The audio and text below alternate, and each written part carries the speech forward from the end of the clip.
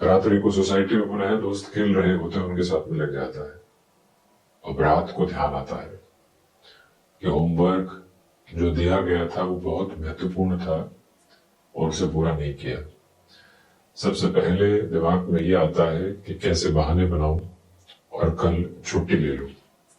पेट दर्द कर सकता है क्या, याद आता है नहीं कुछ दिन पहले ही पेट दर्द हुआ था। सर दर्द कर सकता है क्या, याद आता है कि नहीं इसमें तो माताजी भेज ही देंगे। वो लगातार अपनी भूमिकाओं के साथ चलता हुआ ये भी सोचता है कि मान लीजिए स्कूल जाना पड़ा तो वहां जाकर क्या करूंगा। भय के प्रारूप के साथ में स्थितियां न जाने कितने ही बहानों को और अपने भय को हटाने के लिए न जाने कितने ही सिरों को कोसती चली जाती है। शुरुआत से उसको मालूम है कि होमवर्क नहीं किया तो हो सकता है पनिशमेंट मिले, हो सकता है प्रिंसिपल के पास में लेकर जाए, हो सकता है ये भी कहा जाए कि सिग्नेचर करवा कर लेकर आइएगा घर से। और उसी भय के प्रारूप में वो झूठ और बहानों का मिश्रण अपने साथ में लेकर चलने की तैयारी करता है। जीवन के न जाने कितने ही ऐसे मोड़ हैं जहां से हम स्कूल वाली उस अवस्था से बाहर निकल ही नहीं पाते। क्या वो बच्चा इतनी हिम्मत जुटा सकता है उस उम्र में शिक्षक के सामने जाकर कि हम इस वजह से ये गृह कार्य नहीं कर पाए, ये होमवर्क नहीं हो पाया, इसके लिए माफी चाहते हैं और हम अपनी गलती को पूरी तरीके से स्वीकार करते हैं, उसको सुधारने की तरफ जाएंगे। ये सामना करने की ताकत न तो उस उम्र में और बढ़ती उम्र में भी नहीं आ पाती कई बार। वजह यही है कि हम भय की दीवारों के साथ में जकड़े हुए स्थितियों को देखते हैं। किसी कामकाज को करने से पहले क्या ये सोचा जाता है पूरे तरीके से कि प्रोज एंड कॉन्स क्या होंगे। हम सिर्फ या तो पॉजिटिव सोच लेते हैं या फिर नेगेटिव सोचते उस कार्य की तरफ जाते ही नहीं है। इसी दुविधा के साथ में उलझा रहता है जीवन। परंतु जीवन यात्रा का बोध कहां से पनपता है कि खुद को देखकर भी पूर्णतया अपनी यात्रा को बेहतर किया जाए और लोगों को ठोकर खाता हुआ देखकर भी संभला जाए कि इस तरह से नहीं उलझना है। जब एक बार व्यक्ति इस एक व्यवस्था को अपना लेता है तो यकीन मानिए वो कहीं पर भी किसी भी उलझन का शिकार नहीं होता। यही वजह है कि देव गुरु बृहस्पति जब भी परिवर्तन की तरफ जाते हैं, जीवन यात्रा में गहन सहज बोध देने वाले होते हैं। आप देखिएगा कि द्वितीय भाव जहां से परिवार, वाणी और धन की स्थितियों को देखा जाता है, लिक्विडिटी की पोजीशंस को देखा जाता है, उसका आधिपत्य है देव गुरु बृहस्पति के पास, जो कि व्यक्ति विशेष के जीवन में ज्ञान का आधार है।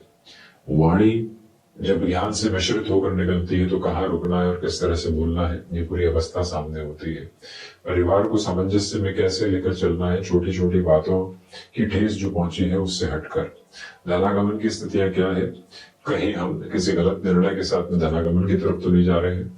ये द्वितीय भाव के साथ में गुरु का कारकत्व दर्शाता है। पंचम भाव ही ऐसा भाव है जहां पर देव गुरु कारक भाव की हानि नहीं होने देते। जो ज्ञान हमने अर्जित कर लिया है उसका नाश नहीं हो सकता, इसलिए ज्ञान के साथ में कितनी वृद्धि निकल कर आ रही है वो महत्वपूर्ण स्थिति है।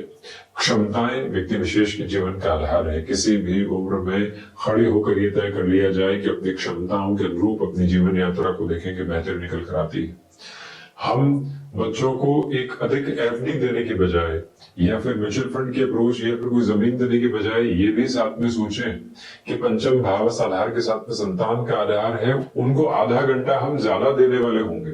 उस प्रक्रिया के साथ में क्या हम चल पाते हैं तो संतान सुख और संतान से सुख की स्थितियां निकल कर आ पाती है। नवम में आध्यात्मिक प्रकाश है, उच्च शिक्षा है। जीवन रूपी विश्वविद्यालय के साथ में उच्च शिक्षा निरंतर तौर पर चला करती है, परंतु हम उसको अपना कर कैसे चल रहे हैं, ये सारा ही महत्व हमारे साथ में निर्दिष्ट होने वाला होता है।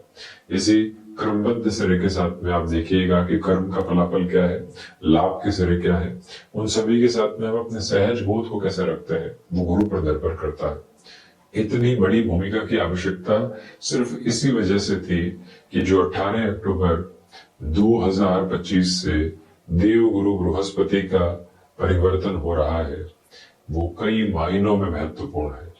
18 अक्टूबर 2025 के संध्या समय अंतराल से 11 नवंबर 2025 जब तक देव गुरु बृहस्पति अतिचारी मार्गी क्रम के साथ में चलायमान है। ये अवस्था श्रीमान बिल्कुल अलग है। और उसके अलावा जो देव गुरु बृहस्पति की स्थितियां 5 दिसंबर 2025 से पुनः मिथुन प्रवेश करेंगी, परंतु 11 नवंबर से जो ये 5 दिसंबर तक का समय अंतराल है, देव गुरु यहाँ पर वक्री कर्क में चलायमान रहेंगे। इसलिए आप इस टाइम बाउंडेड अप्रोच में अपने लिए 18 अक्टूबर 2025 जो अद्भुत तौर पर धन त्रयोदशी का दिवस विशेष है, वहां से लेकर जो ये 11 तारीख तक की यात्रा है नवंबर में, आपको किसी भी निर्णायक कामकाज की तरफ जाना है। आपके लिए कामकाजी यात्रा के साथ में छोटी छोटी बातों में दुविधाओं के क्रम निकल कर आ रहे थे, उससे मुक्त होकर आगे बढ़ना है। यहाँ पर आप अपने निर्णय के साथ में तीव्रता नहीं देख पा रहे थे, अब उस तीव्रता को अपने साथ में अपनाना है। वो सारे ही क्रम सामने है।